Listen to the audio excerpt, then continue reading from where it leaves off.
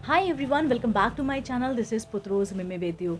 दोस्तों, आज के इस टॉपिक में हम बात करने वाले हैं कि जो लोग एग डोनर से प्रेगनेंसी कर रहे होते हैं, यानी कि एग डोनर लेने के बाद भी उनका जो है आईवीएफ फेल हो जाता है, तो इसके कारण क्या होते हैं, इसका रीज़न क्या होता है। तो चलिए आज का वीडियो स्टार्ट करते हैं।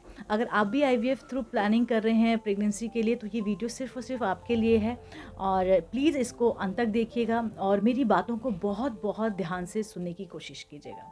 तो सबसे पहले जानते हैं कि आईवीएफ का जो प्रोसीजर होता है वो ऑलरेडी एक कॉम्प्लेक्स होता है, राइट। और उसमें इमोशनली इतना इन्वॉल्वमेंट होता है और ये इमोशनल इतनी जर्नी होती है कि जब हम एग डोनर का ऑप्शन ले रहे होते हैं या हम लिया होता है, तो ये ऑलरेडी अपने में एक जो है चैलेंजिंग हो जाता है।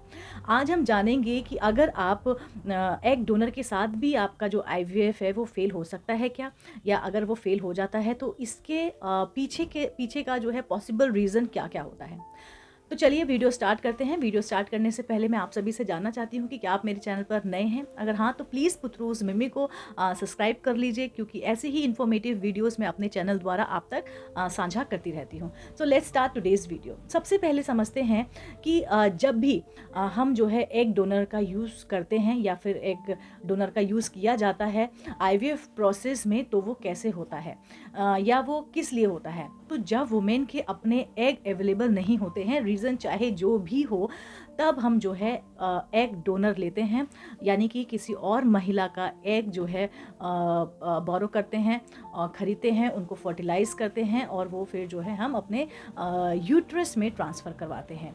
एग डोनर से लिया गया एग जो फर्टिलाइज़ किया जाता है और फिर जिसका एम्ब्रियो बनाया जाता है, वो मदर के यूट्रस में ट्रांसप्लांट यानी कि ट्रांसफ़र कर दिया जाता है और वही फिर जो है इम्प्लांट होता है और फिर जो है हमें बेबी मिलता है। लेकिन कई बार आपने देखा होगा, सुना होगा कि जो रियल मदर है उसके एम्ब्रियोज़ नहीं है, यानी कि फ़ीमेल के जो है एग नहीं बन पाए हैं, तो क्या वो माँ नहीं बन सकती है? ऐसा नहीं है। साइंस बहुत बहुत तरक्की कर चुका है। इन सम केसेस अगर आपका एग जो है कैप्चर नहीं हो पाया है, आपका एग अच्छी क्वालिटी का नहीं है, तो लोग जो हैं जो एग है वो बोरो भी कर रहे हैं और इससे काफ़ी लोगों को सक्सेस मिली है, काफ़ी लोगों को बेबीज़ मिले हैं। लेकिन इसके भी चांसेस फिर क्या होते हैं कि वो बच्चा जो है जो उन्होंने एग बोरो किया है वो अच्छे से इम्प्लांट हो जाए या प्रेगनेंसी पॉजिटिव आ जाए। तो चलिए जानते हैं कि जो आईवीएफ का प्रोसेस होता है वो साइंटिफिक है, लेकिन इसमें कभी कभी कुछ ऐसे फैक्टर होते हैं जो कि सक्सेस को इम्पैक्ट करते हैं। चलिए कुछ पॉसिबल रीजंस को देखते हैं आईवीएफ एग डोनर के बाद क्यों फेल हो जाते हैं। तो सबसे पहले रीज़न होता है यूट्रिन कंडीशन, यानी कि आपके यूट्रस की कंडीशन क्या है। कभी कभी अगर मदर का जो यूट्रस है उसमें कुछ इश्यूज़ है, कुछ प्रॉब्लम है, तो वो एम्ब्रियो को प्रॉपरली इम्प्लांट होने नहीं दे सकता। ये आपको लेके चलना ही चलना होगा। ये कंडीशन जो है एम्ब्रियो के इम्प्लांटेशन के इफ़ेक्ट करने इम्प्लांटेशन को इफ़ेक्ट करती है, चाहे एग डोनर का हो या फिर एग जो है परफेक्टली हेल्दी ही क्यों ना हो। अगर आपका यूट्रस हेल्दी नहीं है, उसमें कुछ इशू है, तो चाहे वो आपका एग हो, चाहे वो आपने बोरो किया हो, वो इम्प्लांट नहीं होगा। अब जो है एग डोनर के एग की क्वालिटी जनरली अच्छी ही होती है, क्योंकि वो जांच पड़ताल करके या हेल्दी लेडी से ली गई होती है, तो वो अच्छी ही होती है। लेकिन कभी कभी एम्ब्रियो क्वालिटी का फेल होने का भी रीज़न हो सकता है। अगर फर्टिलाइजेशन के बाद एम्ब्रियो प्रॉपरली डेवलप नहीं हो पाता है, तो प्रेगनेंसी जो है आपकी सक्सेसफुल नहीं होती है। एम्ब्रियो की जो क्वालिटी होती है वो जेनेटिक फैक्टर भी इफ़ेक्ट करता है। जी हाँ, एग डोनर के एग्स हेल्दी हो सकते हैं, लेकिन अगर स्पर्म क्वालिटी अच्छी नहीं है, याद रखिए इसमें दोनों चीज़ें हेल्दी होनी चाहिए, तभी आपको एक अच्छा एम्ब्रियो बनेगा और वो आपका इम्प्लांट होगा और आपको एक अच्छी हेल्दी प्रेगनेंसी मिलेगी। तो अगर आपके एग बहुत हेल्दी हैं लेकिन स्पर्म की क्वालिटी अच्छी नहीं है, या फिर फर्टिलाइजेशन में कोई इशू आ गया है, तो एम्ब्रियो जो है प्रॉपरली डेवलप नहीं हो सकता है। तो ये भी रीज़न होता है। तीसरा रीज़न होता है इम्यूनिटी सिस्टम। इम्यूनिटी सिस्टम की बात करें तो ये एक कॉमन रीज़न है, इम्यूनिटी सिस्टम इशू। कभी कभी क्या होता है ना, आपका जो इम्यून सिस्टम होता है वो फर्टिलाइज एम्ब्रियो को रिजेक्ट कर देता है। मतलब वो अडॉप्ट नहीं कर पाता है, जो एम्ब्रियो एक्सटर्नली हमारे शरीर में गया होता है वो उसको रिजेक्ट कर देता है, अपना नहीं पाता है। तो ये भी एक बहुत बड़ा रीज़न हो सकता है जिसमें बॉडी अपने एम्ब्रियो को फॉरेन बॉडी समझकर उसको रिजेक्ट कर देता है, यानी कि ये बाहर का कुछ गलत चीज़ आ गई है और इसको जो है फिर वो हमारे बॉडी से बाहर निकाल देता है। तो immunity system also playing a very very important role during IVF। इसका मतलब ये है कि जो आपका इम्यूनिटी सिस्टम है वो हेल्दी एम्ब्रियो को एक्सेप्ट नहीं कर पाता, जो IVF सक्सेस रेट को ज़रूर इफ़ेक्ट करता है। चौथी बात करें तो है आपका हार्मोन इम्बैलेंस। जी हाँ दोस्तों, IVF फेल होने का एक मेजर रीज़न ये भी हो सकता है कि अगर मदर के हार्मोन्स प्रॉपरली बैलेंस नहीं है तो एम्ब्रियो का इम्प्लांटेशन सक्सेसफुल नहीं हो पाता है। तो इसलिए जो डॉक्टर्स होते हैं वो बाहर से एक्सटर्नल हार्मोन्स, प्रोजेस्टेरॉन्स के इंजेक्शंस, मेडिसिन्स, जेल्स देते हैं कि जो लेडी का हार्मोन्स है वो बैलेंस रह सके। IVF एक प्रोसेस में हार्मोन्स लेवल आपको केयरफुली मॉनिटर किया जाता है, लेकिन अगर किसी भी वजह से हार्मोन्स ट्रीटमेंट में कोई इशू होता है तो इम्प्लांटेशन में प्रॉब्लम आती ही आती है, ये आपको लेके चलना है।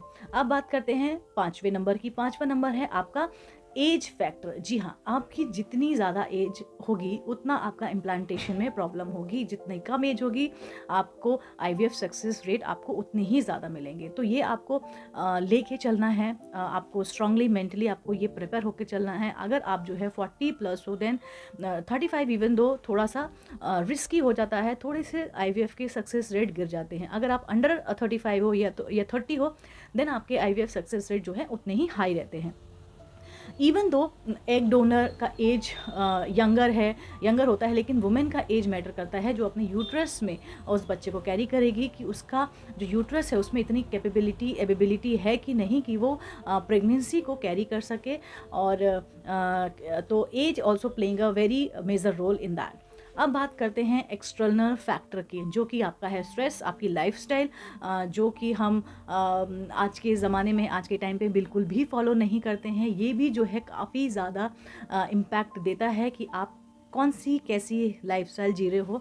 आप योगा, मेडिटेशन, हेल्दी फूड ले रहे हो कि नहीं, योगा कर रहे हो कि नहीं, आपकी स्लीपिंग साइकिल अच्छी है कि नहीं है, इन सब से, क्योंकि हार्मोन्स इन्हीं सब पे जो है डिपेंड होता है। अगर आप इन सब में एक्टिव नहीं हो तो डेफिनेटली आपके हार्मोन्स जो है इम्बैलेंस रहेंगे और ये आपकी प्रेगनेंसी में दिक्कत देंगे ही देंगे।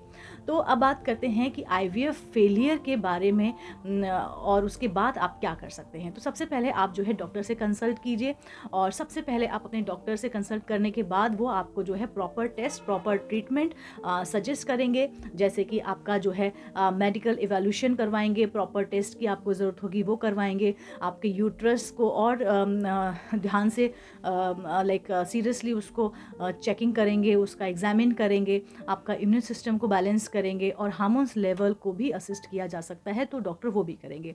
आपको अपनी लाइफ स्टाइल जो है वो चेंज करनी पड़ेगी। जैसा कि मैंने बताया कि हार्मोन्स जो है हमारी लाइफ स्टाइल पे बहुत ज़्यादा डिपेंड करता है। तो अगर IVF के आप प्लान कर रहे हैं, आपका IVF फर्स्ट जो है फेल हो गया है, रीज़न चाहे जो भी हो, डिटेक्ट कभी हो पाता है कभी नहीं हो पाता है, तो सबसे पहले आपको अपनी हेल्दी लाइफ स्टाइल अपनाना है। और उसके लिए आपको जो है मैंने वीडियो बनाया हुआ है कि आपको क्या क्या करना है, तो आप प्लीज़ वो मेरा वीडियो देखिए, आपको काफ़ी हेल्पफुल होगा। तीसरा है फर्टिलिटी ट्रीटमेंट। अगर IVF फेल हो जाता है तो आपको डॉक्टर से और फर्टिलिटी ट्रीटमेंट ऑप्शन डिस्कस करने चाहिए। तो दोस्तों, IVF जैसे कि मैंने बोला एक इमोशनल और चैलेंजिंग जर्नी हो सकती है, लेकिन ये ज़रूरी नहीं होता है कि हर बार आपका IVF फेल हो जाए, क्योंकि आपको अपनी होप ख़त्म नहीं करनी चाहिए है। आपके लिए और भी ऑप्शंस अवेलेबल होते हैं और हर बार के फेलियर से कुछ ना कुछ सीखने का मौका ज़रूर मिलता है। तो IVF में फेलियर एक टेम्परेरी सेटबैक हो सकता है, लेकिन अगर आपका गोल स्टिल है और आपने बिल्कुल दृढ़ निश्चय बना लिया है कि आपको बेबी चाहिए है, तो there is a lot of way to get a baby. I am telling you and mark my word कि जब आपने ठान लिया है तो वो चीज़ आपको मिल के ही रहेगी। तो दोस्तों, ये था हमारा आज का वीडियो। एग डोनर के बाद भी अगर IVF फेल होता है तो उसके क्या रीजंस होते हैं, सिम्टम्स क्या होते हैं, कारण क्या होते हैं और पॉसिबिलिटी क्या है इसको सुधारने की, ये सारी की सारी जानकारी मैंने अपनी वीडियो के थ्रू देने की कोशिश की है।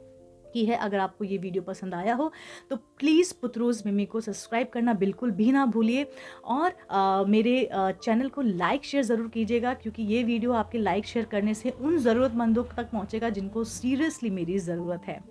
तो आप अपनी जर्नी में जो है पॉजिटिव रहिए, अपनी हेल्थ का ख्याल रखिए। फिर मिलते हैं एक नई इन्फॉर्मेटिव वीडियो के साथ। तब तक के लिए thank you so much watching me.